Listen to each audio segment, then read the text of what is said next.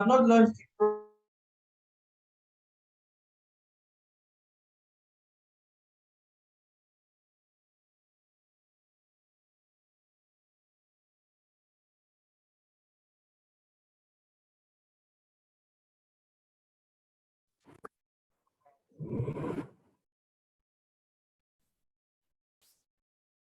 Hello, LSA. Thank you.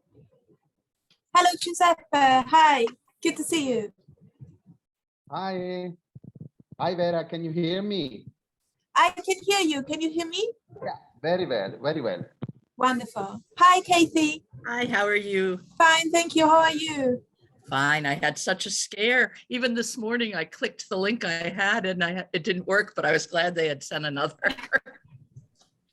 It's wonderful that we can all be connected online across countries and continents. Yes, someone is sharing. You're sharing your screen. Who's sharing you? No, not me. I didn't think I was. Wait a minute. Did I hit something?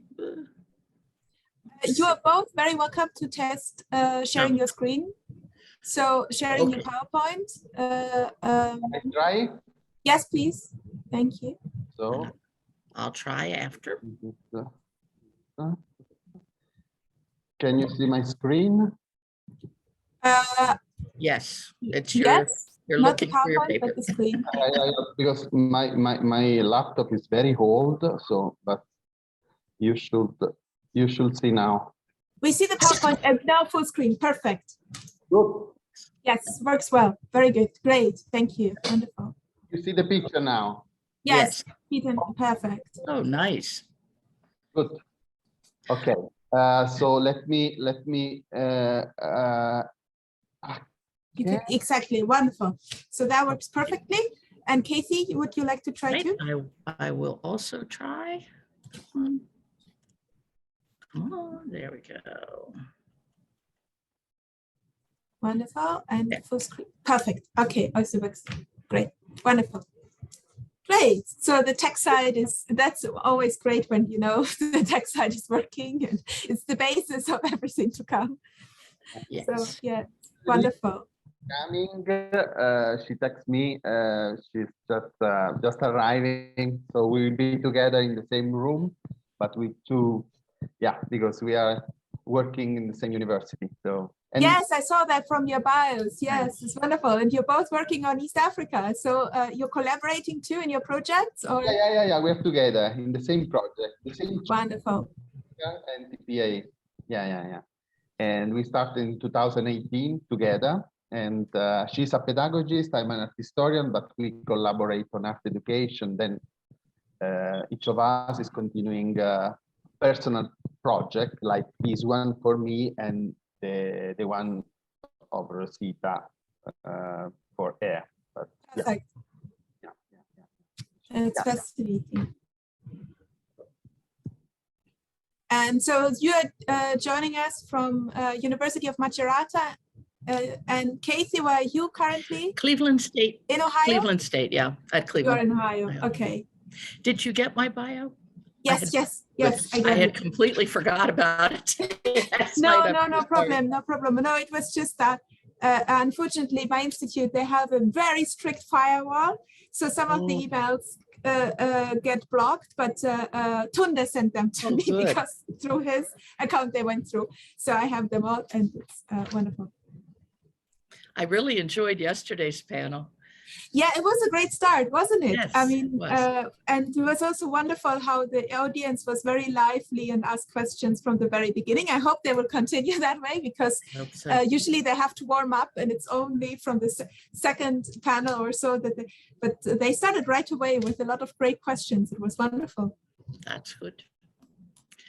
Let's see. Because I are back 3 years ago, 4 years ago, from Kenya, because we flew tonight to Italy. So we skipped the first part of the panel. Materiality 1 yesterday. Yes, we had one on East Africa by Janet Purdy, who is, she completed her PhD on the Swahili doors, the carved wooden doors. Oh, lovely. Yeah. So she's super great. So this was the East Africa presentation yesterday. Then we have 2 panels today, and we have 2 more tomorrow. So it's really it's wonderful that LSA was so interested in the topic that they promoted it widely with regard to the call for papers, and then they said we can have, because we got so many excellent proposals, and then they said, oh, you can have 5 sessions. So it's wonderful. So it's really a conference within the conference, so to say.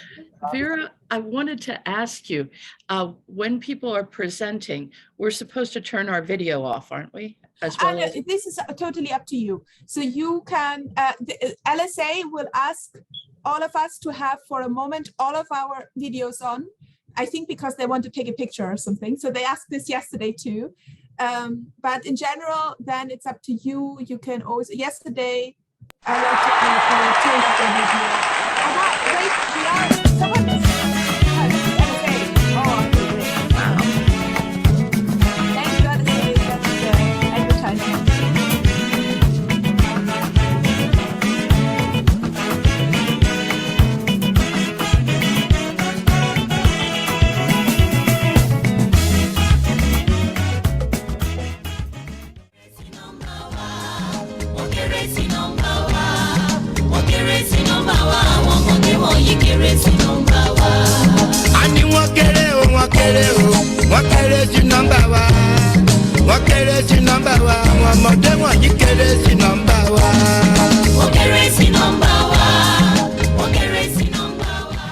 Not because I suffer fast, not because I pray and fast. No be your show, no be that. I'm watching. Daily, Osinachi, I'm no qua, Osinachi. One man, Osinachi, I'm watching. Daily, Osinachi, Mama, Osinachi.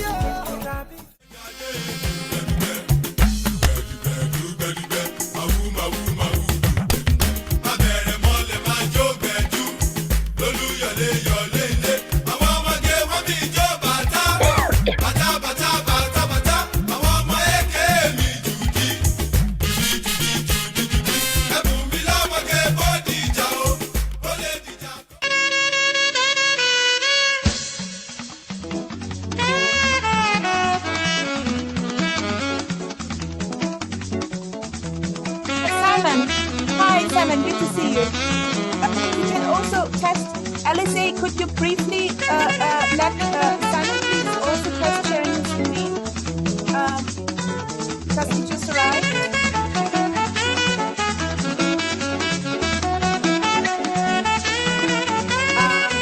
You would need to stop sharing the advertisement for a moment, please. Thank you so much. Thank you so much. Hi, Simon. Good to see you. Hi. Hi. Hello. You're welcome to test sharing your screen. All right. Let me probably here. No. Wait a second. Share screen. Yeah. And then, for instance, this one, right? Do you see this? Yes, and you can also go to full screen. Perfect, wonderful. Tech Okay. works.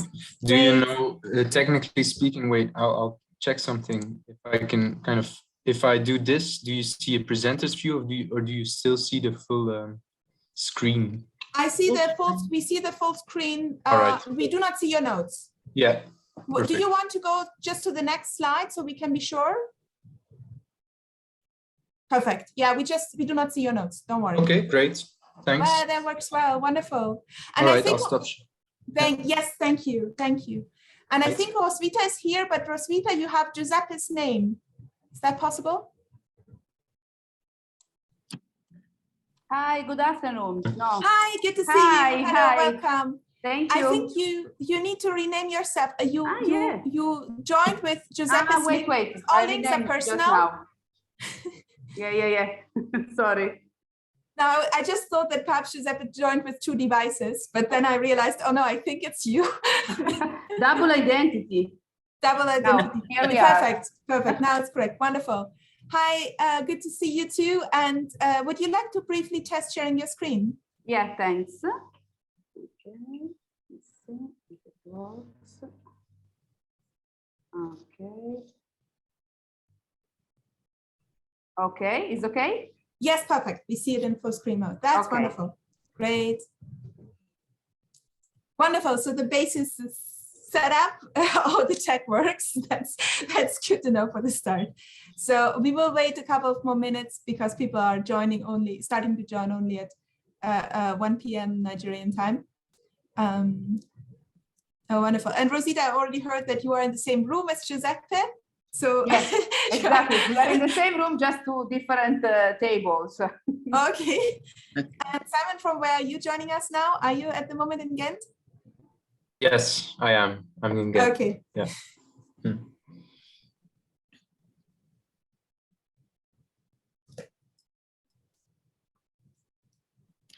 Don't we have another person or? Now it's 4 papers. For this it's 4, and then this evening it's 5. I don't know why I thought it was 5. Well, good. Then I don't have to worry so much about, running over Please, the lesson. nevertheless stick to time because we want to have the I'll discussion stick at the to end. time. I'll stick to time, but it's just a relief. Yeah, but because we have really to leave at 2:30. So also yesterday it was a very lively discussion. So I kindly ask all of you to stick to time. So we have possibility for questions from the audience at the end. So we will first hear all 4 presentations and then we will have a joint discussion. And yes, yesterday we were very happy because the audience was really lively and asking a lot of questions. So we hope this will continue today. And so we'd be very grateful if you could all stick to your time slot. Thank you so much. And yeah, we have already 5 in the audience, and now people will start to join. So welcome everyone. I think you can hear me in the audience. Welcome everyone. Thank you so much for coming back to the second session. We will start in a couple of minutes. Thank you for your patience.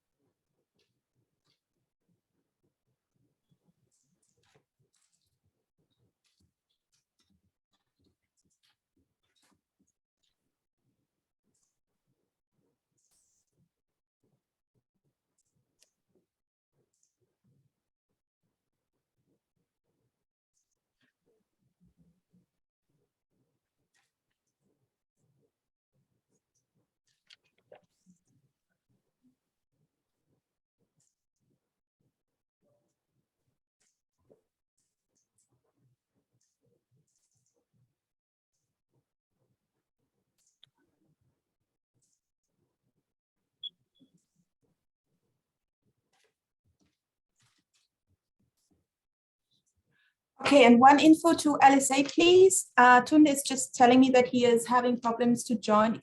Tunde is co-organizer of this series of panels with me. And to LSA, he's having difficulties to join through the panelist link. So he just told me that he will join as an audience member and would be very grateful if LSA, if you could then turn him into a panelist and switch him to this side, please. And I'll just ask him, I think, because we can.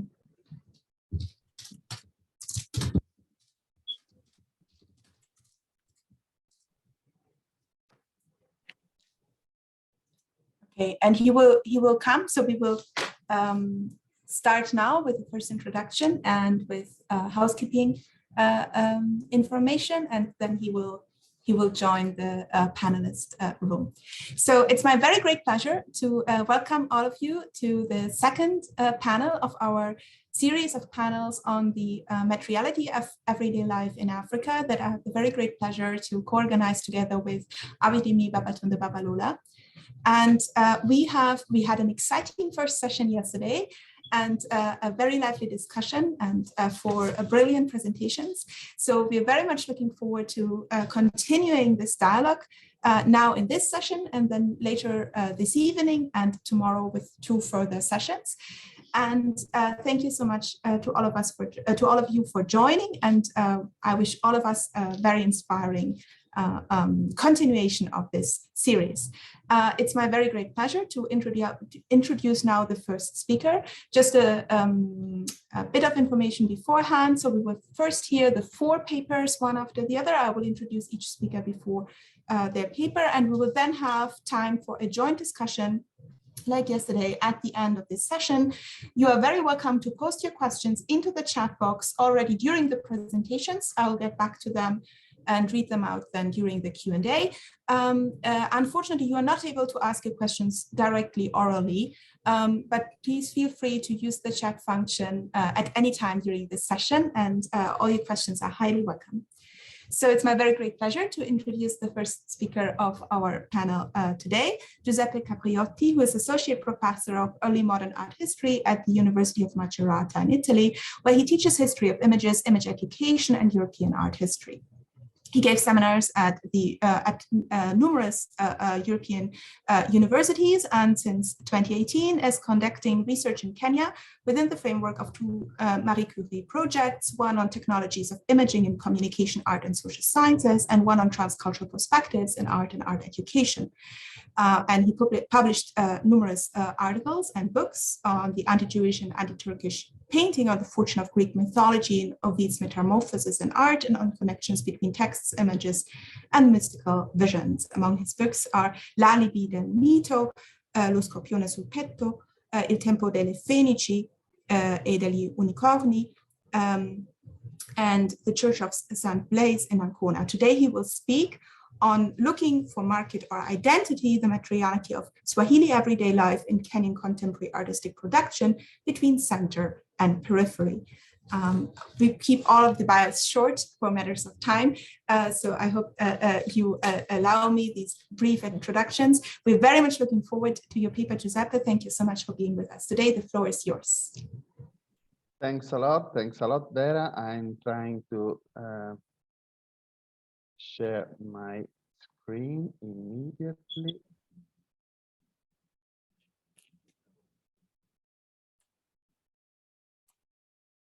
So I hope you see my PowerPoint presentation. Okay. Yes, perfect. Thank you. Okay, lovely.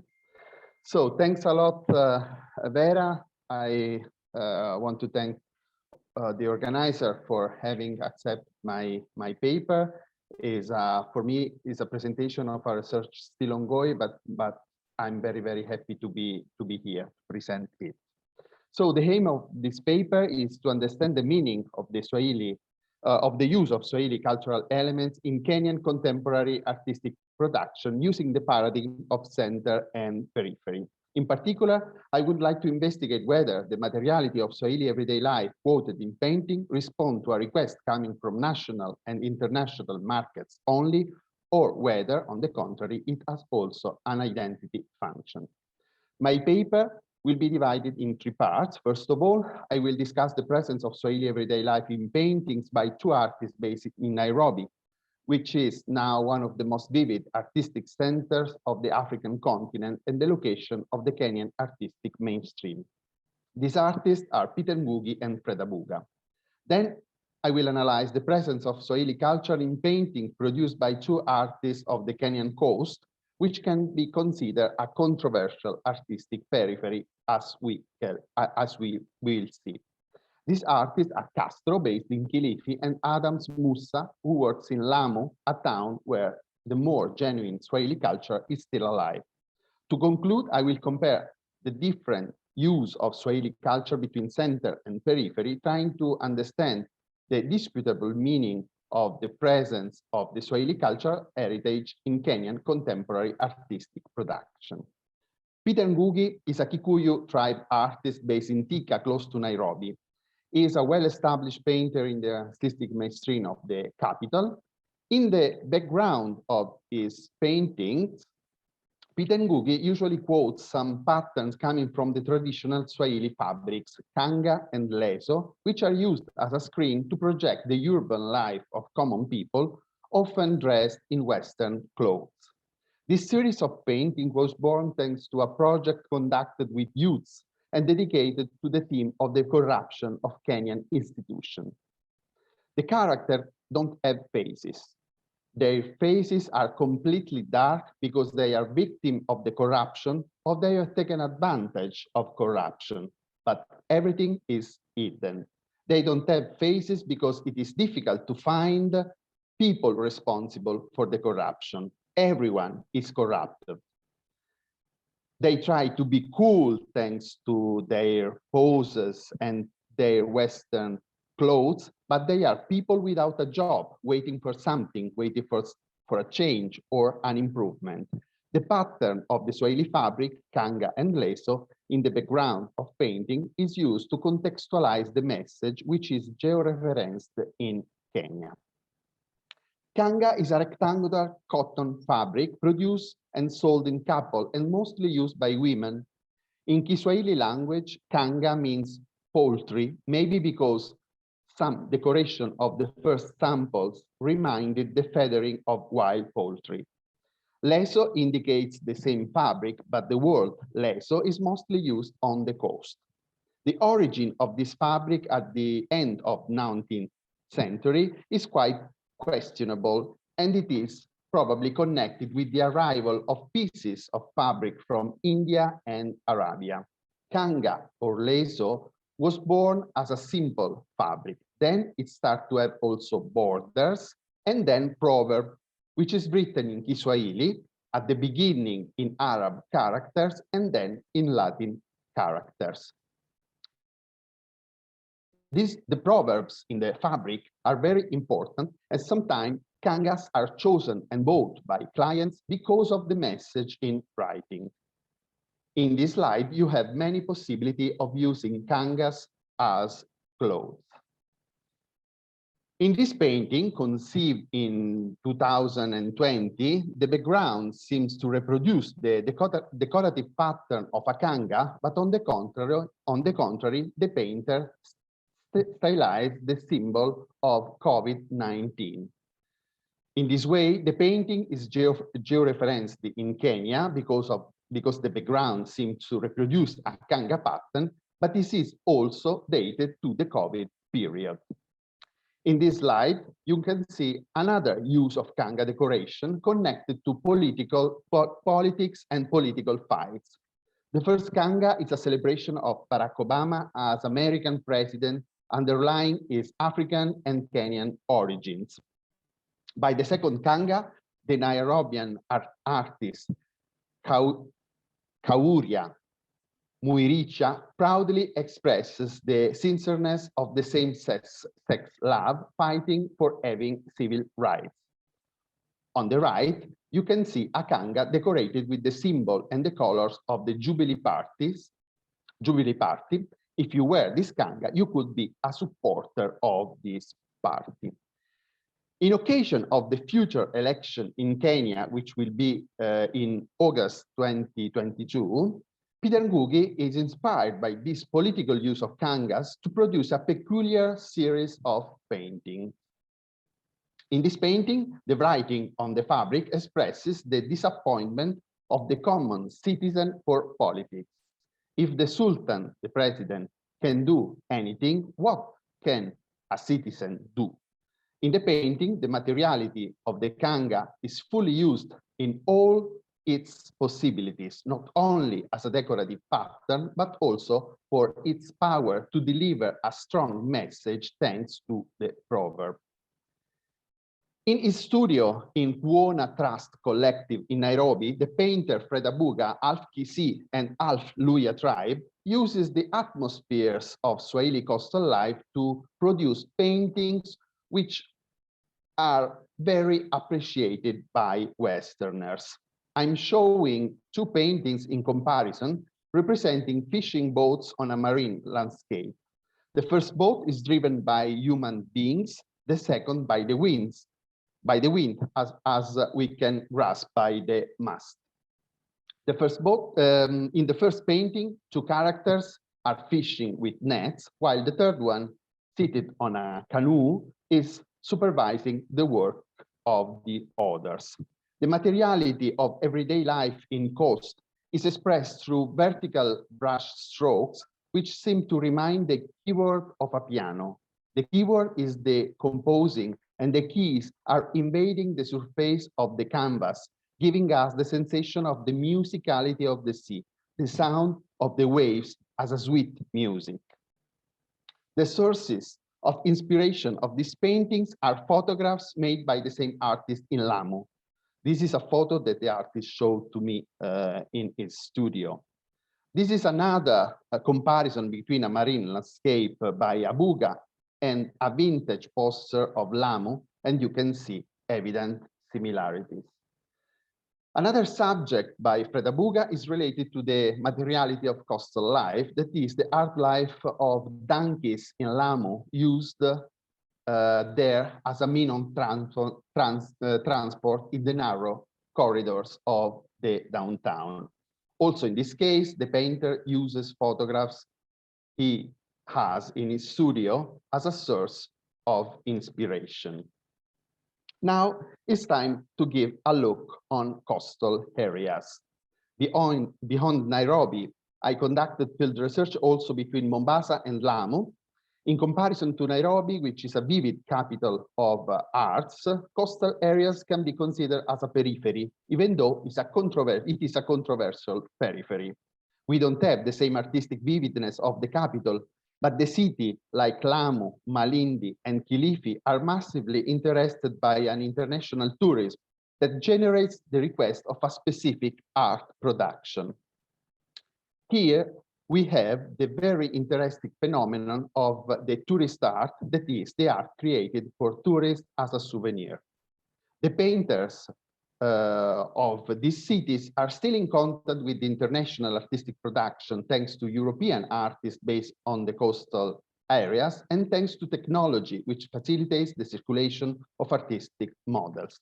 In addition, Lamu is also the city that hosts annually the Lamu Art Festival and the Lamu Painter Festival, that is a residency of over 40 European and African artists who arrive in the island for both festivals. So we cannot exactly consider Lamu as a peripheral artistic city. Castro is a Luya painter who is very popular in Kilifi and works for local and international clients doing frame painting, but also big murals. He produces many kinds of paintings satisfying the request of a diversified audience. He paints wildlife, Maasai life, and Swahili life, but also portraits and African landscapes. In these two paintings, framed in a unique Swahili engraved window used as a frame, we can see two everyday life scenes in Lamu that we can compare with these photographs. The same happens in the works by Adams Musa, a Muslim painter based in Lamu. He conceives painting reproducing donkeys in the narrow street of Lamu and Muslim men relaxing or praying. Men are wearing their kanzu, that is the traditional dress of male Muslim, and their kufi, the traditional Muslim hat. Very often, these men are painted near to engraved Swahili doors in Swahili architectures. Also, in his painting, the materiality of everyday coastal life is very evident. To conclude my paper, I want to come back to the beginning, continuing to talk about Lamu, but through the eye of an artist I have already talked about, that is Peter Ngugi. In 2017, Peter Ngugi participated to Lamu Art Festival, worked on a series entitled Walls Have Ears.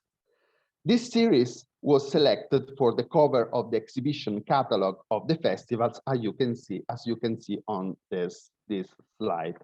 The background of paintings is the pattern of Swahili architecture, which sometimes invades the figures in the foreground as well. The series represents Muslim men talking to each other, often seen by behind. We don't know the content of their conversation, but we have the sensation that they are revealing secrets to each other. They think they are not heard, they speak in secret, but walls have ears, because the walls of the Swahili houses are pierced and let the sound of voices pass through. The theme of the sound is explicit only in the last painting, in which we have the speakers of the mosque recalling the public call for prayer. In this way, the series thematizes the issue of the sounds of the Swahili everyday life. In conclusion, we can observe that the dialectic between center and periphery applied to the issue of the presence of Swahili everyday life in Kenyan contemporary art is quite arguable. We can notice that in the peripheral cities of the coast, artists like Castro or Adams Musa quote the Swahili tangible cultural heritage to answer the request of a market connected with international tourism. This is a very interesting phenomenon that we can call an Orientalism in reverse. Instead of having European artists who travel abroad to paint exotic settings, Castro and Adams are local artists who decide to produce images of Swahili everyday life for Westerners, images that in effect receive a big appreciation from Westerners. Something similar happens in Nairobi, in the artistic center of Kenya, where the art of Fred Abuga, when it represents Swahili settings, is really appreciated and bought by Westerners. However, Abuga's art has nothing to do with tourist art. Going beyond the realism of coastal artists, he has found a very individual style and technique to represent everyday life in coast in a truly personal and poetic way. The rigid dialectic between center and periphery also doesn't work in the case of an artist like Peter Ngugi. In both Nairobi and Lamu, Peter Ngugi seems to use elements of Swahili tangible cultural heritage in a progressive way, without looking at it as a nostalgic past to which coming back. With the wish to build a new and better society, the artists use these elements to denounce the corruption, the bad politics of the country, and the hypocrisy of those who believe they keep secrets. On the other hand, they are an exaltation, an ennobling of the most genuine and original Kenyan culture as well. Swahili fabrics and architectural elements are, in a sense, also symbol of identity, which makes the image immediately recognizable as a work of art created in Kenya by a Kenyan artist who knows the complex local reality very well. In my opinion, in Peter Ngugi's art, the look for an African identity carried out through a refined rewriting of the materiality of Swahili everyday life goes beyond the legitimate needs of the international market. Thanks a lot for your attention. Wonderful. Thank you so much, Giuseppe, for this highly intriguing paper. And Tunde was turned into a panelist, so he's also visible here. Welcome, Tunde. Wonderful. Thank you so much to LSA.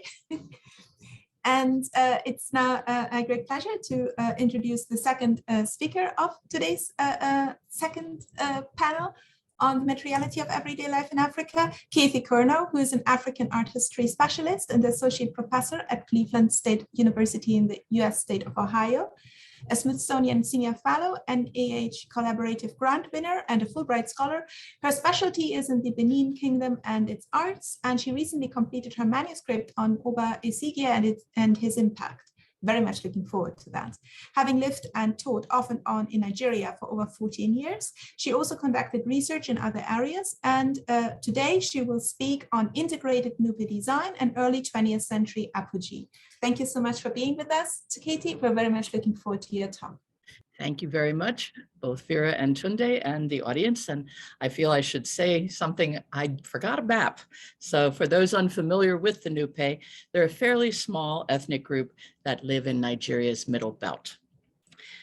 Bold shapes with subtle, unobtrusive pattern fills characterized Nupe artistic directions until the 1960s. The artist's design sense, one of the most integrated in Africa, affected the humblest of objects. Why is my mouse not? Okay, there we go. One of the, okay, sorry about that. Here, dear, something's the matter. Here we go. The humblest of objects. Here, a hand protector for henna designs and a chameleon-shaped doorstop. Three-dimensional work favored symmetry, while asymmetry dominated textiles and carved doors. Shifts in lifestyle and the novelty and status of new imports, building materials, textiles, enamelware, upholstered furniture, and imported leather goods pushed many local objects aside, and they have virtually disappeared. Those that persist, such as pottery, mats, metalwork, and stools, as well as textiles, have diminished in output, sources, and variety. How can this creative period be best showcased to inspire future architects, artists, and designers? Relatively few Nupe objects are on display within and without Nigeria, nor have there been much or many attempts to recreate period environments in books or museums, with the exception of the Museum of Traditional Nigerian Architecture in Jos, which includes a reproduction of a palace entry building. Some of the etsus, also known as emirs, have shown an interest in preserving or reviving these aspects of the past. How might they be encouraged? Let's look at some of these older arts and consider their possibilities, unfamiliar to most Nigerians and many Nupe.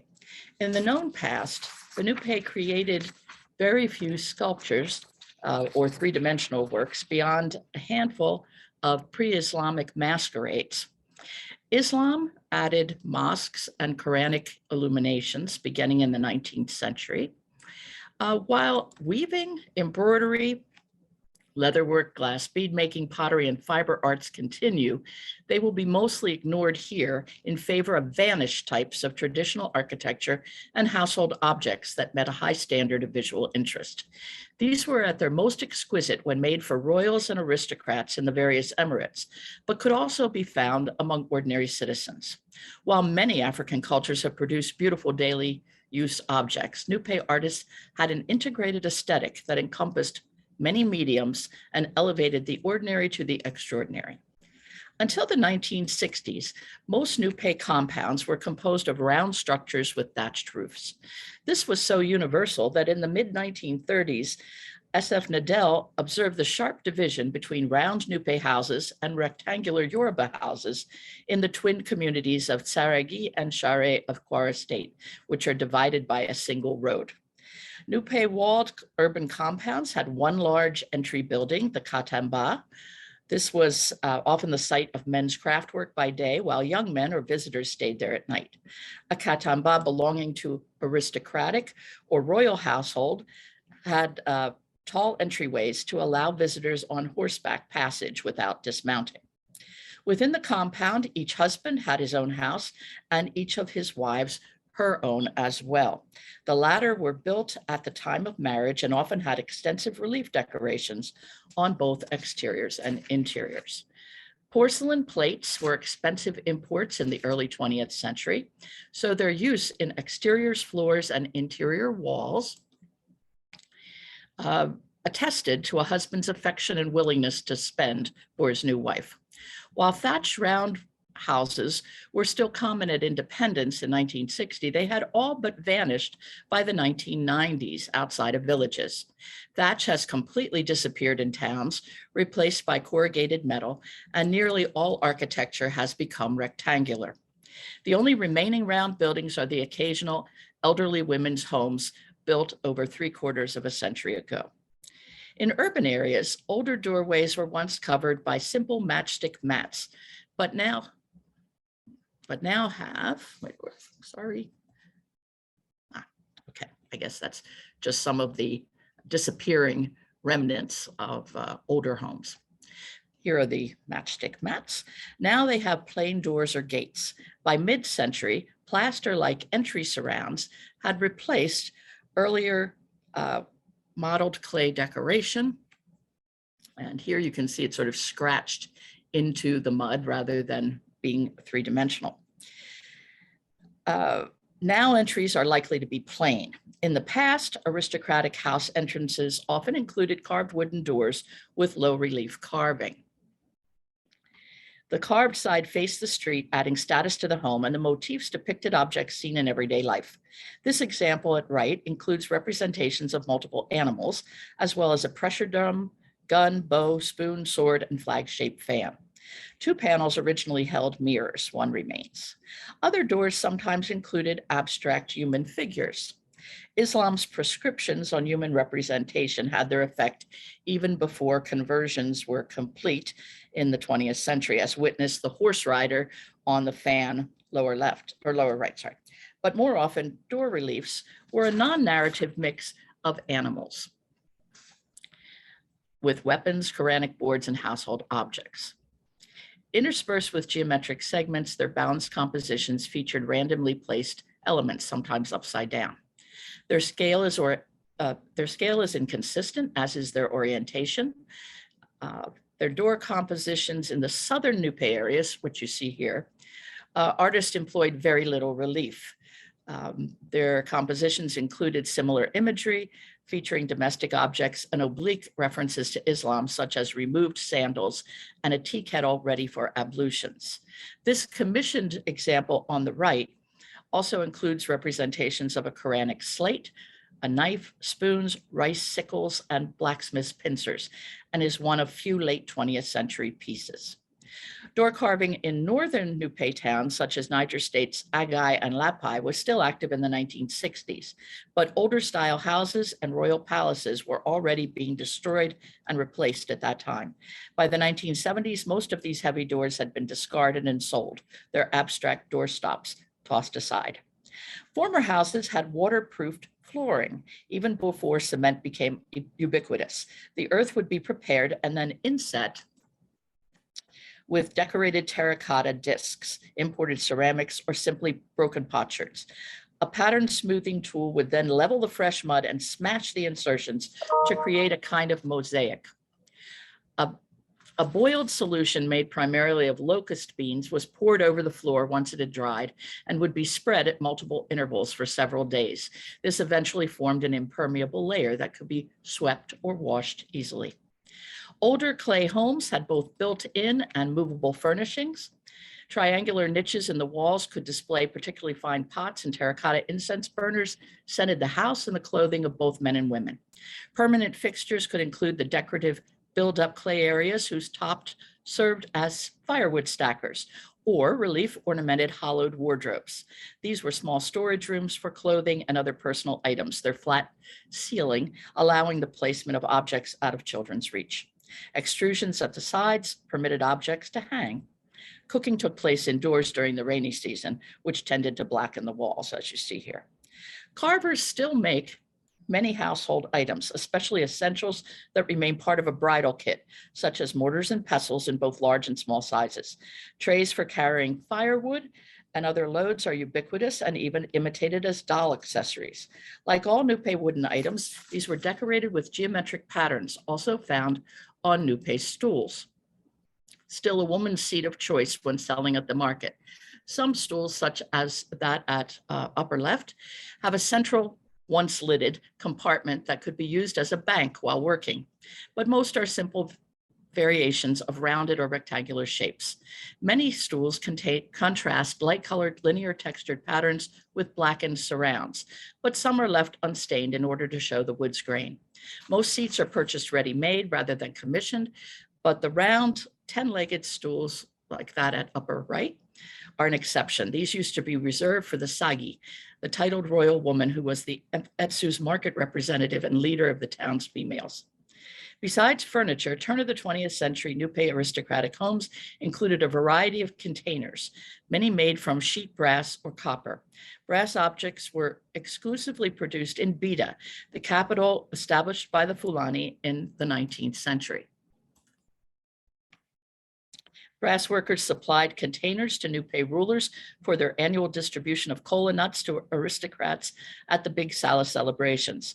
By the 1930s, these container types were already out of fashion, though the gift-giving practice continued. Early pieces were hammered, often with complex fluted sections and extensive repoussé work in floral patterns that have a foreign impulse, probably drawn from imported North African work. Pointellet formed a background fill for these raised sections, and the floral designs only appeared on brasswork, including weapons like the arm dagger at right. Long-necked brass mangue water containers replaced pottery for aristocratic brides, particularly princesses, and brass bowls and trays were also part of their dowry. Small brass accessories, such as this eye makeup container at right, were part of a woman's possessions as well. Tall-handled ewers, based on Middle Eastern shapes, allowed ablutions before prayers.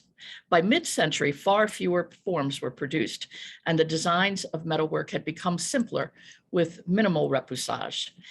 Nupe aristocrats' tastes and incomes had shifted in the intervening decades, and new patronage from other ethnic groups, such as the brass-loving Edo of Benin City, and foreigners began to dominate. Brass workers introduced new object types, such as ashtrays. Current works feature pointellet designs that once were background fills only and lack earlier embossing and fluting. Brass tea kettles with these designs replaced the ewers. And now, plastic has replaced the tea kettles. Brides at all social levels used to come to their new homes with a large selection of pots. Formerly made in many parts of Nupe land, by the mid-20th century, they were produced primarily in Badegi and Bida. These frequently were marriage gifts, and women arranged them in stacks along the inner wall of their homes in an impressive display. Decorative cylindrical pot stands, called etso at left, often served as supports and were sometimes partially buried for stability. They also contained future wrappers, that is, unsewn woven strips that were part of the bridal gifts. For this usage, they have now been replaced by suitcases that still must contain a prescribed list of types and numbers of cloths. Many etsu are breasted, alluding to their association with the bride and her fertility. As often occurs, the concept of female as vessel is associated with pottery, which itself is womb-like. Most of the pots etso supported were never used, but were on permanent exhibit, such as the two at bottom. They were not only a statement of wealth and personal taste, but served as an economic reserve. Unused, they could always be sold at full price if money was needed, but they also acted as banks. Like most West African women, Nupe wives had earned income that was never considered joint with their husbands. If they were successful traders, their husbands might borrow from them, or they might choose to keep their funds separate. Before commercial banking became a viable option, women would choose a pot or pots within their stacks to hide their money. If one didn't know its location, finding the cash would be time-consuming and raise the risk of discovery. The most characteristically shaped Nupe pot are the two at the bottom, a two-chambered pot for water, or in the past, palm wine, which is a refined skeuomorph of a bottle calabash. From the late 40s through the 60s, painted pots were popular, as in the lower right. This was a part-time specialty of men who similarly ornamented stools and calabashes on behalf of patrons who presented them as marriage gifts. The stacked vessels that had marked early 20th century women's houses gradually vanished, but the same stacking aesthetic prevailed with the enamel ware that replaced pottery, for the most part. One fascinating aspect of older arts is how their patterns and motifs crossed mediums and object types. Abstracted animals cover mats, doors, or act as containers. Mortars appear on posts for royal katamba. You can see this is a mortar shape here, or are sometimes occur on loom swords and loom supports. Quranic boards decorate old dolls, which were not in human form, or doors, or even appear on textiles as motifs. While zigzags and other geometric designs appeared on stools, Quranic illuminations, and skin, the tattoos on this elderly lady's back. The uniformity of design principles allowed for variation, but kept an overall integrated design sense of the highest order.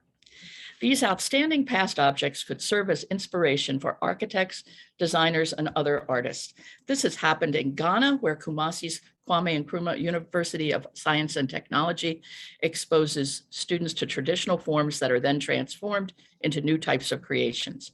Auchi Polytechnic in Nigeria has similarly worked with sculptors, training them how to use steel and auto putty to create elaborate house gates, many of which draw directly on traditional motifs. All of the current Etsus are graduates and see the virtue of education.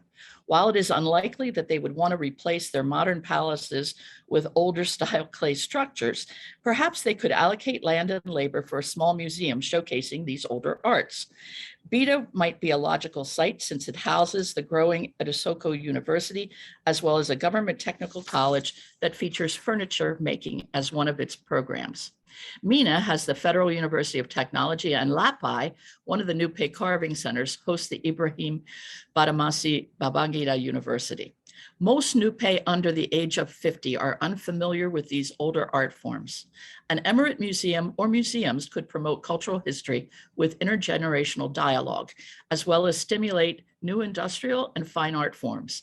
I hope they will consider this possibility and use the past to promote the future. Thank you. Thank you very much, Katie, for this highly stimulating and intriguing paper. It will be a great pleasure to discuss it. We already have a first question in the chat. We will get back to the question in the Q&A. And it's now my great pleasure to introduce this third speaker of today's panel, Rosita De Luigi, who teaches general community and intercultural education, and her research fields are intercultural dialogue and social participation in plural and heterogeneous contexts, aging, intergenerational dialogue and home care, design of educational services, the promotion of the alliance between educators and the local context and families. She's involved as a member or as a regional coordinator in several European projects, and she's the scientific supervisor of various national and local projects funded by the Ministry of Education, Labor and Social Solidarity. And for several years now, her international work experience has allowed her to cooperate with different European countries and with various regions of Russia, China, Africa, and India. Today, she will speak on sustainability and cultural transmission, artifacts and daily use of the coconut palm on the Kenyan coast. We're very much looking forward to your presentation. Rosita, the floor is yours. Thanks a lot. Thanks for this presentation. Thanks for this huge organization of the conference. We are really happy to be at least online to attend the conference, and I'm really glad to be the third of the panelists today, because I am already find some similarities and some remarkable issue with my colleagues. So first of all, in order to speak about a culture that it's not the one in which I was grow up, it's really important to take in consideration several versions of the story. So my idea was to conduct a research with an ethnographic approach, meeting key persons, staying with the communities as much as possible, directly in the field. So the field was exactly the one that Giuseppe Capriotti already designed at the beginning. So we are again in Kenya, on the coastal region, especially in the region that is between Mombasa and Malindi. And my speech is inspired by a cooperation between two photographers who realized an installation in Amangwe, a grassroots palm wine bar, Biko Weza from Kenya and Vite Korski from Poland. They realized that this project during an international project that is called the TPIA, Transcultural Perspective in Art and Art Education, in which the University of Macerata is one of the partners. The leader is the Academy of Art of Szczecin, and then there are other partners, has the Museum of Szczecin, the National Museum of Szczecin, and then Puan University in Kilifi, Kenyatta University in Nairobi, and Technological University of Mombasa. So I will give you a glance of the situation on the coast of Kenya about the coconut palm, because in this region, daily life is characterized by the use of objects that always are deriving from natural materials handcrafted, especially in the interior part. Among these, there is the coconut palm, that has many practical uses, and its processing originated objects, artifacts, and also architectural structures on which forms of economics and sustainability are based, as well as the logic of the transmission of skills and knowledge between generations. In this field, it's relevant to underline the widespread development of an informal economy known as jua kali, the Swahili word for hot sun. And we can share some ideas in order to understand the evolution of art forms within the informal sector in response to the international tourism industry. Artisans and craftsmen who sell their work at street side table on open air markets also call themselves juakali, and such artisans are largely self-trained and work with a variety of media, including paint, ceramics, textiles, basketry, recycled or found materials. This development of ecological and eco-sustainable objects has been converted as a major interest towards international tourism. And my focus will be on the coconut palm, Nazi in Kiswahili, and the influence that tourists have hold on the coastal coconut candy industry illustrates the syncretic innovation that can arise out of cultural transactions between Western tourists and non-Western artists. Nevertheless, the juakali has had challenges. The challenges include lack of proper working environment, and the industry is also facing stiff competition from local and important factory-made products, leading to the reduced markets for juakali products. So we are in a transition also from the eco-sustainable material to a plastic one. That is already something that I heard in the previous presentation. In order to introduce you inside the perspective of the coconut palm tree and how it works in the culture, I decided to present you, and I will share another part of my screen, the installation of the two photographers that were together during this project in 2021 in Kilifi. So the place exactly is in Kilifi, in Kenya. And so you can see exactly the idea, the perspective of Bikoweza and of Witekorski about the Nazi palm. So in the first image, you can see a boy that is working on a palm tree on the top, where the fruit starts to develop, making an incision in the stalk before the fully development of the fruit. Then they put a container and they wait an overnight since the palm tree starts to drop Nazi. In the morning, they have to collect the wine and to put in jerry cans. And the wine that is coming is fresh, sweet, not alcoholic, but it continues to ferment. Kilalo is the process. When it's fresh, the name is mbichi. It can be used like a raising agent, like dough for mambri. And in 1-2 days, Nazi is ready. And after that, it comes siki, that is a sort of vinegar. The process is learning generation by generation, climbing several trees in the evening, in the morning, and they are called guagema, and usually are young men. It's necessary to choose how to harvest the palm trees, so it's something that belongs to the community decision, because you need to understand if the palm will reproduce wine or coconut, and it's a way also to organize the shamba, the field. Then from the coconut, you can produce oil, cold press method and using heat, From the shell, it's possible to produce herrings, bracelets, kipawa as a spatula, as a big spoon. And these objects are really popular also if in this contemporary time, there are a lot of kinds of utensils are also produced by industry, but in the interior part of the regional coast, these coconut artifacts are really common. The reality is that this material is easy accessible because the palm is everywhere in the regional coast, but the same happens for the plastic and it's cheap. So there is a sort of conflict. And the main problem locally is that there isn't any factory that is able to produce a massive numbers of this object.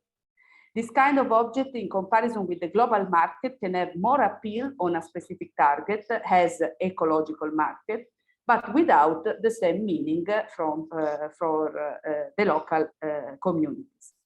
The object has earrings, buttons, rings, caps, making with the fresh leaves, are targeting mainly tourism, while the utensil, the oil, the palm wine are for the everyday life. Of course, now with tourism, that is really a law, is a problem, and the market is really poor. There are also some other interesting part of the tree that is a tree that you can use from the roots to the top. That is the one, the leaves that you can use to build roof of the traditional houses. So as you can see in this picture, the roof comes from the leaves. In the picture, we can see a madam that is cutting the leaves in order to make the roof, while the sticks are used to make the brooms that are extensively used. There are also baskets that are called uteo and birita, made by the first skin of the tree. Here you can say the starting point of making basket. Coming back to the palm wine, that's so-called nasi, but also the tree is called nasi. We have the straws, mirija, and the filter is made by the net of coconut. And the use of the mboko, that is the natural container, is also common in the interior part. Also, if they are almost replaced by plastic bottle. Here we can see the container of the nasi. We can see also that the nasi, the palm tree, is really an essential part of the landscape of the Kilifi County. And especially there is a region that is not far from Kilifi, it could be 20 kilometers, it is called Kaloleni region, that is full of these trees and is the main producer of nasi in Kenya. Then let's go to the exhibition of the two photographers that they realized in 2021 in Kilifi. Now, the idea of the two artists, it was inside this project, as I told you, the TPIA. It was to combine their skills as a duo, two photographers, one from Kenya, one from Poland, and to describe a new narrative for this kind of useful natural resource for the Kilifi County. So you can see in this picture the exhibition in Kilifi, in which the artists choose to exhibit in that way, so in outdoor way, because they wanted to use a home structure. You can see here there is a sort of home structure that signified that the palm tree as a structure for the local community, and they were involved also in a nasi bar. To exhibit images, they choose this location that is inside a local community, one of the tribe of the main tribe in Kenya, the Mijikenda one. Here inside we are at the top of one hill that is a specific place for one of the community located there. And to exhibit images, they choose exactly this location in order not to be confined in a gallery room and to be accessible directly to the community. And as you can see, in this way, was possible to give another image of the live tree outdoor with an interactive shape, because the structure of the house was open, so you can interact with the structure, and on the other way, the structure can interact with you. And through the pictures of the exhibited picture, you see there is somebody that is taking picture of the pictures. It's possible to spread several versions of the story with plural interpretation. The aim was exactly to put in a way the installation in interaction with the people and vice versa. And in the evening, They had also an experience. So it was not just an exhibition and an installation about this specific product that is part of the culture of that place. But it was also to have an experience together about the product of this palm. And again, an experience that was related to the roots of that community and that was open to the community and also to the people who joined the festival. The second exhibition was then in Poland, because the project was planned the exchange among artists from Poland and then from Kenya.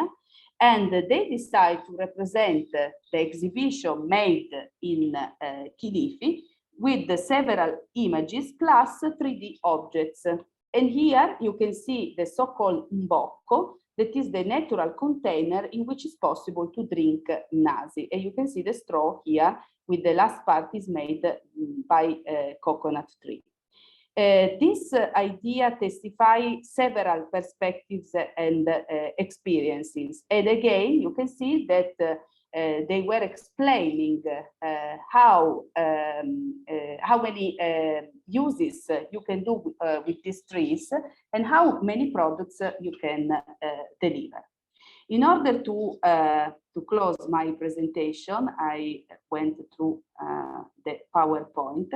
Just to say in conclusion, that is of course an open research, that through this research field and through this experience, I can confirm also two main lines of research. The first one is the symbolism of souvenirs and the meanings of the objects. So I quote Stewart, because the sign of a souvenir is operating not object to object, but object to event experience, as an embodied narrative that requires a supplementary narrative discourse that both attaches to its origins and creates a myth with regards to these origins. The idea is also to better understand which are the meanings of the objects, especially the artifacts, related to the roots of the community, not just the aesthetic version of the object. This is related to the materiality of art, not only as an object, but as a final product of a process, intergenerational skill, giuacali, everyday life, feedback from a global touristic market, and the meanings of the objects for the producer and the community in a specific context. Due to this observation, it would be really interesting to understand if it's possible to teach to the young generation the creative artistic skills for nasi processing. I mean, nasi as a tree, not just as the wine, and the production of objects, artifacts that represent cultural heritage. This could be really possible because now in Kenya we are in the frame of the CBC, so the competencies-based curriculum, and the VET, so the vocational training. And this could raise awareness of local resources. The key points could be passion for creativity, ecosystemic perspective, intergenerational dialogue, and the possibility to learn something new in a way that is compatible with the environment and the community's needs.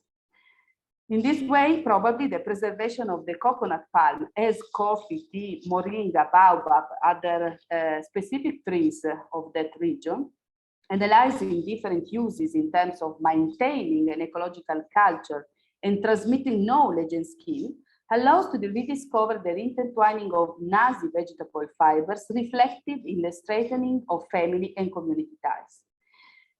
This is just a process, a research ongoing, but for me it was a good occasion also to be in touch with the key persons that are working in this sector as giuacali. So it's also interesting to understand how it's possible to develop an approach that combines art, creativity, education, and also job market in order to be really sustainable, also starting from ecological system and local natural materials. Thanks. Thank you, Rosita, for this fascinating presentation. It will be a pleasure to get back to it during the Q&A. And it's now my pleasure to introduce the final speaker of this afternoon session, Simon de Nisketels, who is currently working as a postdoctoral researcher at the Department of Architecture and Urban Planning of Ghent University. In his PhD, he focused on the architecture and urban planning of colonial and post-colonial hospital infrastructure in the Democratic Republic of Congo. Parallel, he has also participated in slum rehabilitation research in Navalagar, India, in an informal collaboration with the Social Geography Department of Melbourne University. His current postdoctoral research further explores the topic of healthcare architecture and is a collaboration with Sciences Politiques to write a socio-spatial history of healthcare infrastructure in and around Paris of the 20th century.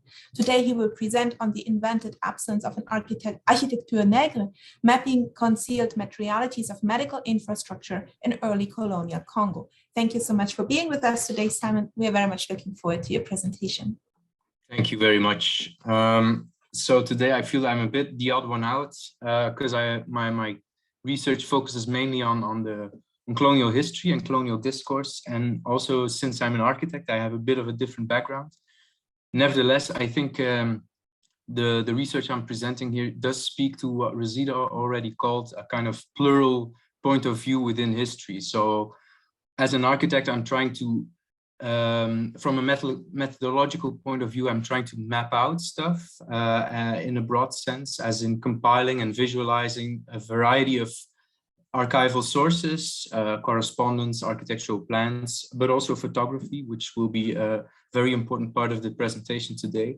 And through that mapping methodology, I'm trying to rewrite kind of history, unearth alternative or counter narratives even, and emphasize African agency within colonial history. So today I'm talking about the invented absence of an architecture nègre. What do I mean by that? To start with, well, of course, the sentence doesn't come from me. It's the title of an article that was published in Le Congo Illustré. That's a periodical that was very much part of colonial propaganda. It was funded by King Leopold II and was thus a way to vindicate his Red Rubber regime and his Congo Free State reign. So while the title seems to suggest that the author in fact acknowledged that there did indeed exist a kind of African building tradition, he was actually making completely the opposite claim, that there was no such thing as African architecture or building culture. And the only thing that was being built at the African continent was a kind of way of subsistent building that consisted only of huts and simple shelters. And in that sense, this article is really a claim of an invented absence of African building traditions. Invented, of course, because as we already saw from Katie's presentation, there was clearly an architectural tradition in Africa, and there were clearly African techniques and know-how present. So in that sense, I'm kind of flipping the notion of Eric Hobsbawm and Terence Rager, who describe the invention of tradition in the sense that states use or invent parades, rituals, long-lasting traditions as a way to legitimize their claim on state power. And this happened also in colonial territories, but in terms of architecture, it was a bit the opposite, in the sense that while building traditions clearly existed, these were widely scoffed aside as primitive or non-durable and thus unhygienic. And this was not only let's switch. This was not only an argument that was made in the article called L'Architecture Nègre, but was very much widespread across colonial propaganda. For instance, I've included here 2 articles that I'll return to later on, but you can already see a kind of evolutionist claim.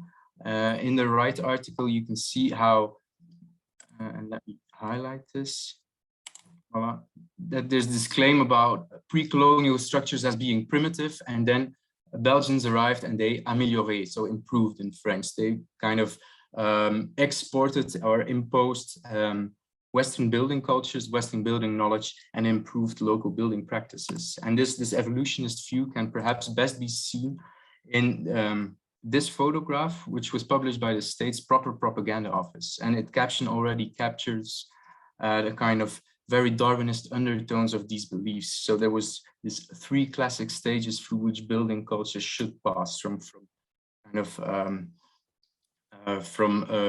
from straw huts to Waterland-Daub, and then permanent residences in brick and European materials. And there's not only Darwinist undertones in this photograph, but also a clear positivist assumption that all societies followed the same historical path, that peoples across the world could be ranked along this path, and that African cultures were to be placed in the kind of lowest caste of this global hierarchy. So what we really see is that materiality was really mobilized as a tool to legitimize colonial rule by creating a kind of differentiation between the colonized, who were allegedly primitive and did not possess local building techniques, and then the superiority of Western building science and knowledge. And the way this materiality was really mobilized in colonial propaganda can really be grasped when we look at one particular typology, the hospital. And to understand why materiality and the hospital really coincide, we should take a quick detour to Western hospital planning practices at the time. So around the turn of the century, there was a kind of steep rise in hospital manuals and regulations. So and these were caused by a rising belief in the architecture of the hospital as a kind of healing machine, as Foucault has already termed it, as a way to better heal patients. And one design intervention that supported this was through materiality, by including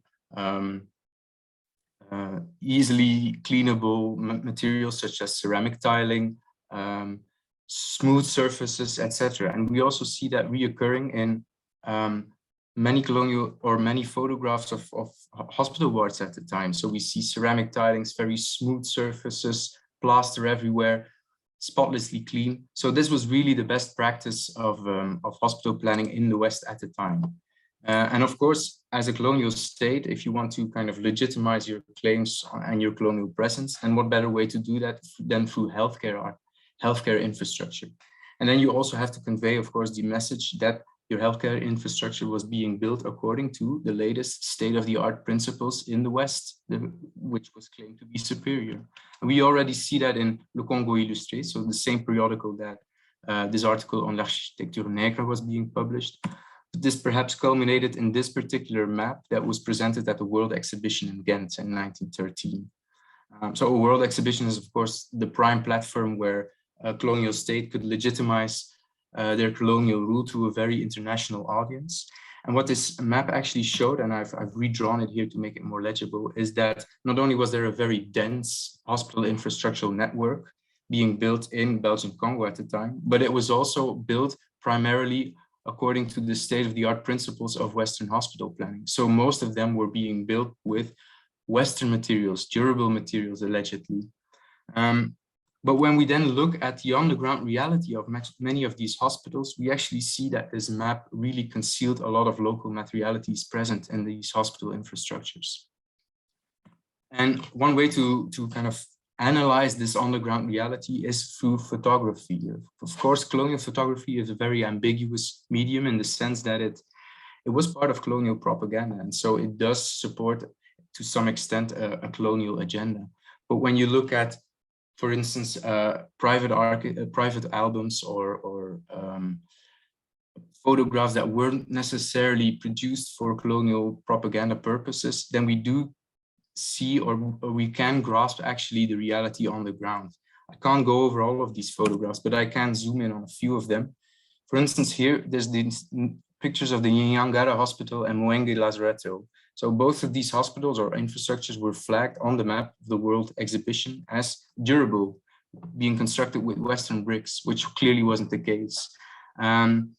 It's also not a coincidence that these pictures were of missionary orders, because of course missionary orders were less implicated within this colonial discourse on materiality, but were rather trying to convey a proximity to African subjects. And it's not only about local materials in these photographs. When we contrast these photographs to actually the colonial discourse that invented this absence of architecture, African architecture, we actually see something peculiar. So La Belgique coloniale is an article that I already posted above. And it really tried to convey the message that there was this absence of African building traditions or that they were very primitive. But in drawing out these primitive huts, for instance, they did include architectural elements and leitmotifs that are very recognizable in these photographs. So you immediately get a grasp of African workmen being coerced or deployed within these building sites and building or importing their own building knowledge and expertise to these hospital sites. And the same can be said from various other photographs. Once again, 2 hospitals that were flagged as constructed with durable and Western materials, but then clearly were built also with local materials. And once again, you see not only materials, but also local techniques. These horizontal lines were ropes that tied together straw roofing layers. And that was really a very local technique. And once again, if we zoom in on colonial discourse that was trying to convey this message of primitivity, in fact, many pre-colonial photographs of pre-colonial huts, in fact, depict the same local materials and building techniques that was scoffed aside as primitive and too unhygienic, but where colonial officials did have to resort to when they constructed these hospitals. So when we map out these concealed materialities of this map, we actually see kind of an opposite narrative emerging.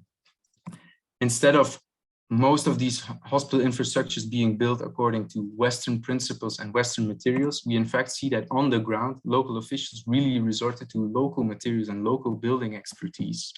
And on the one hand, we can read an important narrative in this mapping of how the state slyly concealed materialities on the ground in order to present a more celebratory picture of hospital infrastructure in Belgian Congo.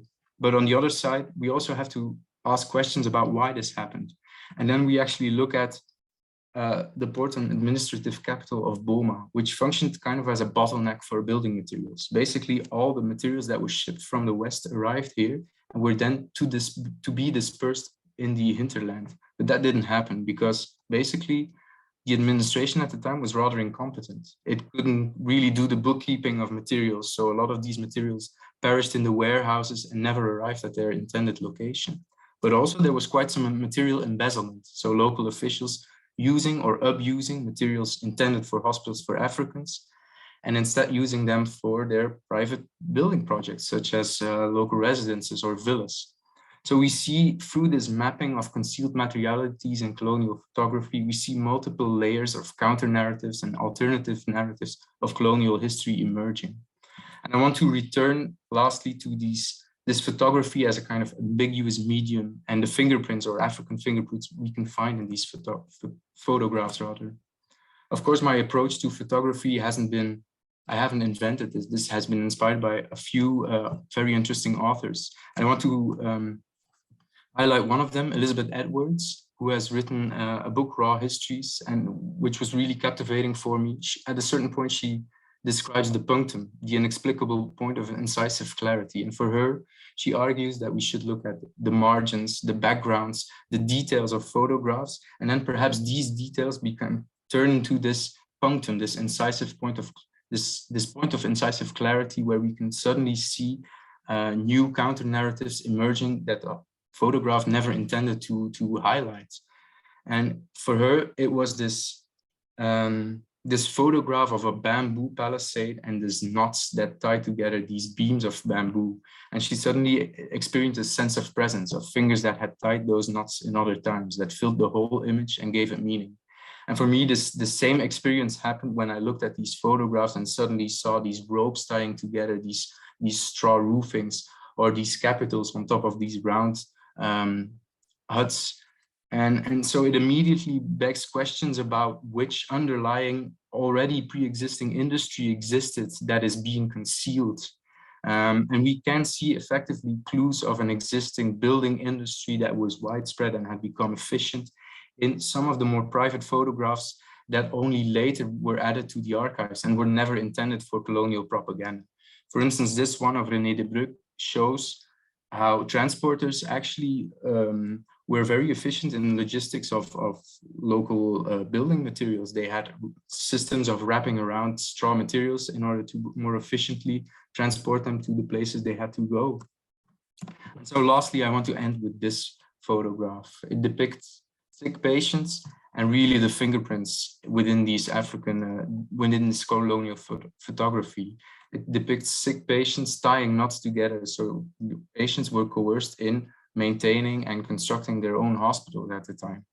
And so what this picture actually reminds us of is, yes, on the one hand, these fingerprints in colonial photography do highlight African agency. It's not only about an imposition or an export of Western hospital building science and techniques onto a colonial territory. There was rather a hybridization of these infrastructures, an architectural métissage, you could call it, where local building know-how and expertise was actually also present.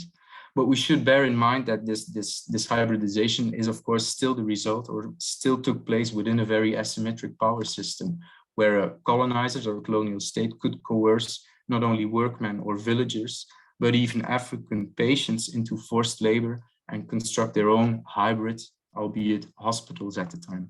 Thank you very much. Thank you so much, Simon, for this really thought-provoking paper. And it was wonderful to have also a paper on colonial topics in this session. So don't worry at all, highly welcome. We're very thrilled now to discuss these 4 papers. And we have now about 17 minutes. Perhaps LSA is generous and we can turn it into something like 20. And I invite everyone in the audience to please post your questions into the chat box. We have 2 questions for already in the chat for Kathy, and I would just quickly read them out, summarize them from Leah, who will be a speaker in another session. She asked about the reference and the quote about the different architectural differences between the Nupe and the Yoruba in the early 20th century. And this was also for Kathy, a question by Omokolade Omigule, who was asking about the use of ceramic dishes as floor finishes and the existence of this practice outside of Nupe communities. And I saw that Kathy kindly already responded to these questions in the chat, but it would be wonderful if you could briefly say something about this to everyone. Kathy, thank you. Thank you very much. Yes, the anthropologist who made that observation about Share and Saragi and the completely different geometric arrangement of the house structures was S.F. Nadell, who was working in Nigeria in the 1930s. And I think it was from his Black Byzantium, although I'd have to look it up because he wrote an awful lot of shorter pieces on different aspects. And I extracted that from something I had already written. So I don't have the exact quote there, but it was Nadell. And you can't see any difference today. If you go up on the hill, it's an unusual place because if you see it from the sky, it looks like one town, but it's actually 2 separate towns just separated by a road in 2 different local government areas. And the Yoruba are very much on the one side and the Nupe on the other. But if you look at it from the hill, today you wouldn't see any difference at all in the architecture. As far as the discs for the flooring are concerned, as far as I know, there's no other group that uses that. I mean, there have been other kinds of uses of potsherd pavements, like in Ife before the 15th century, but they didn't look like this. And as far as I know, they weren't waterproofed. I think that's the most unusual aspect of the pavements. And today you wouldn't see that flooring either, unless it was a very elderly woman's house that somehow is still standing, because they haven't done that really since probably the 1950s, or maybe a few places in the early 60s. Thank you so much. And while we wait for further questions from the audience, please let me continue to break the ice. I have a question. We have first Tunde, and then I will ask mine. Tunde, please. Yeah, thank you so much, Vera, and thank you to all the presenters. These are really fascinating papers. I will try to be very brief because I think I have questions for 3 or even almost everybody. For Gispin, I'm sorry if I pronounce your name badly. It's really fascinating how you walk us through, contemporary pictures from Swahili and how they tell everyday life in Swahili coast. And what's really interests me in the picture is the huge influence of Islam, in Swahili area, which is really similar to what we experienced in one of the presentations yesterday about the Swahili carved door, where we have this Islamic inscription on the doors that most Swahili don't even understand the meaning of that Arabic inscription. However, they still go ahead to inscribe it on the carved door. So my question is, from these photographs, you talk about sound, you talk about prayers, you talk about mostly pointing at some of kind of Islamic kind of gestures and the activities. Can you speak a little bit more about the the Swahili daily life, as you see it from the photographs, beyond the Islamic way of life in Swahili? That's number one. And to Katie, very briefly, thank you so much. That's so fascinating to me. Of course, I have quite a number of questions for Katie, but I will just mention one, which has to do with the this concentric circular kind of a motif on some of these architectures, and also some of those what Torsten Shaw in Igbo called deep concentric grooving on the ceramics from Igbo. So my question is, do you have an idea of how far back in time that type of deep grooving concentric kind of motif, went back in Nope land? Because there is very striking similarity between that and the grooving, concentric circle in Igbo. Of course, Igbo is 9th to 12th century AD. So I just wanted to hear if you have any thoughts on that. And for Rosita, that's so fantastic, talking about coconut palm kind of biographies. That's why I see it as kind of walking us through biographies of coconut palm trees in Kenya. But I was going to ask you about the role of gender in this kind of a lifelong biography of the coconut palm tree. Who does the harvesting, who does the carving, and what kind of carving, if you can speak a little bit more about the gender role.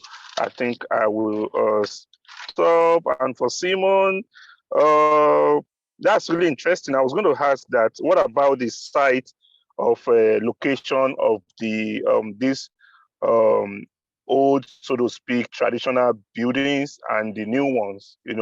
How were you able to, beyond photograph on the ground, were the old one really demolished by the colonial officers to build the new ones, or the old ones are kind of relegated to the background and the new ones are built on the forefront?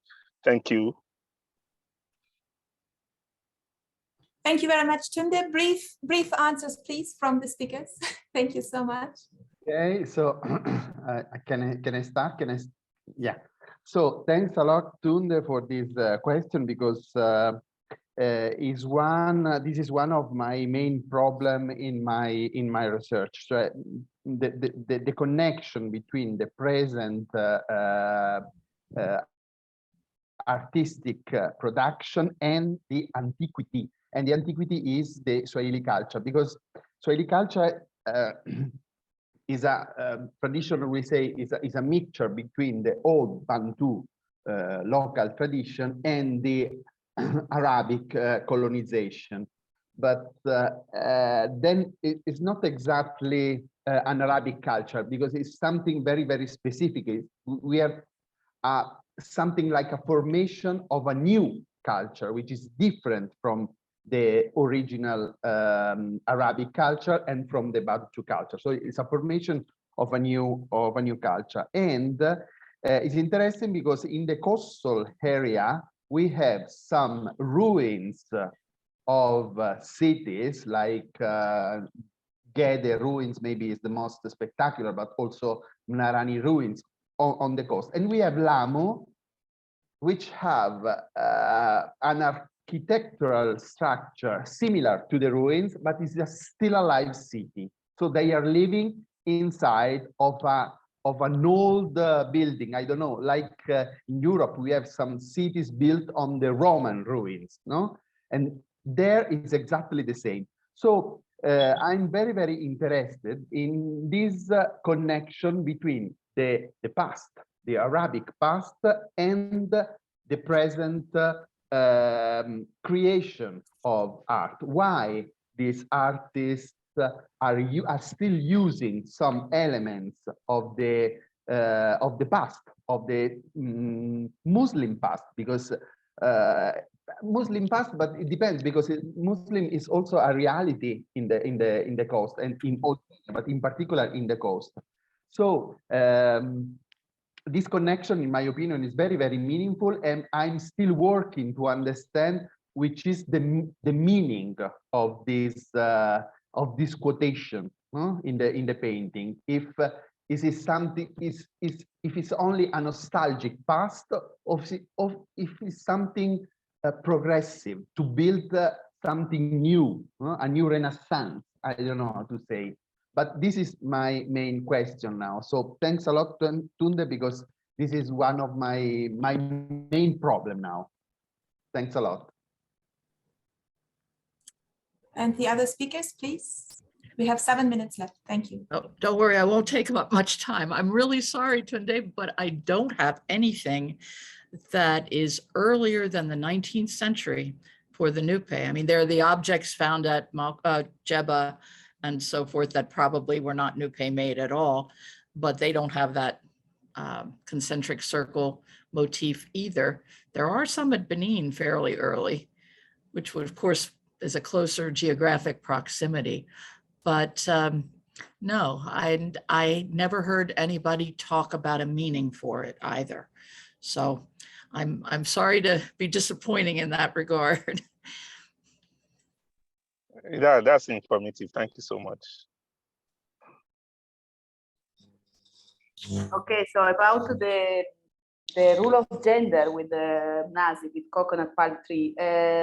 Yes, there is a gender rule, usually about the products like carving and climbing trees and producing palm wine. Everything is on the shoulder of men. And instead the intertwinings of fiber and dry maybe leaves and produce especially the makuti, so the piece in order to make the roof, they are women. Then are again men, they use the small carpet or maybe the basket and wherever to do the huge part of the job. But mainly this kind of palm tree is used by men. And just to add 30 seconds is also the assumption of the palm wine is specifically for men. And in this time is also not is not a good reputation, let's see, because the palm wine is a product that is really cheap, and also the environment in which they serve the palm wine is not exactly good. So it's Nazi bars is not so well known as a nice place, and they want to exchange this type of narrative.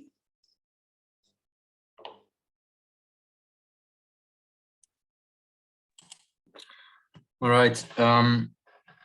It's important to note that basically when we see in photographs brick structures next to, say, wattle huts, these structures were built at the same time. So there's this hybridization doesn't occur in a replacement of existing structures through colonial structures, but rather they're built at the same time. And it's also important to note that in terms of hospital infrastructure, that wasn't really the healthcare kind of tradition that was present in Belgian Congo or pre-colonial Congo, you could say. At the time, it was rather a system of quarantine. So oftentimes people would be relegated, say people have sleeping sickness, people would be relegated to offshore further sites, then family members and village members would bring resources, food, etc., take care by going to these quarantine sites. So there was a completely different healthcare system that didn't rely as much on infrastructure. So the healthcare infrastructure really was something that started with colonial presence, but the hybridization then occurred because workmen, African villagers, etc., brought with them their local expertise regarding other building typologies, huts, palaces, as we've seen from Kathy's presentation, etc. And they knew these kind of structures. Local officials supervised, but didn't really know anything about how to build with local materials. So they just gave them a kind of agency to construct along their very well-known techniques. Thank you so much. It's like yesterday, so please allow me to just ask my questions to kind of keep the conversation going. There will not be a possibility to have answers to them because we have to leave the room, but to kind of keep the dialogue, please allow me to at least name them. Also to all four of you, thank you so much again for four thought-provoking papers. My question to Giuseppe was on the on this notion of tourist art and the Orientalism, reverse Orientalism that you spoke about, which was very fascinating. That on the one hand, I was wondering about tourists coming, for instance, from Uganda, because of course Kenya is a tourist destination for Ugandan tourists and what they would buy there, apart from Western tourists, and also with regard to this notion of the representation of men that is so striking, particularly in the art in Lamu. And Orientalist painting, of course, was very much focused on the representation of women. So by local artists, I was wondering kind of, so the women are missing in the paintings, or it's, let's say, at least a very striking feature. And this was something that was interesting, I thought. And with regard to Kathy's presentation, I was also so very much thrilled by the ceramics and was interested in the kind of stories they tell about where they come from. So was there also some pieces of Chinese porcelain even that came through trade, let's say all the many destinations that these migrating objects could represent. To Rosita, I was also thrilled by this presentation also because it extended towards the environmental humanities and the question of sustainability. And I was wondering about other types of plants, how they were kind of in dialogue with regard to the reception of the coconut palms. I was thinking of mango trees that are also so striking and their presence in Kenya. But also the topic of clothes and, let's say, past and present and future kind of notions. And with regard to Simon, also thank you so much for your highly intriguing paper. And it was wonderful that we had the discussion of colonial material too. And I was thinking of the role, because photography was so important in your talk, I was thinking of the role of contemporary photographers, and for the DRC, I'm thinking of George Senga, and how, for instance, and how they are dealing with this also with photographs that were produced during colonial times, and this kind of current trend, but also I think very important initiatives to include contemporary artists into, let's say, critical discussions of colonial material. And this was something that, with regard to hospital topics, I don't know of their work. I know it from other topics. So thank you again. It's exactly 3:30 here in Italy. It's 2:30 in Lagos. So we have to leave the room, but I would like to thank all of you so much again for this really thought-provoking papers, and very much looking forward to continuing this conversation.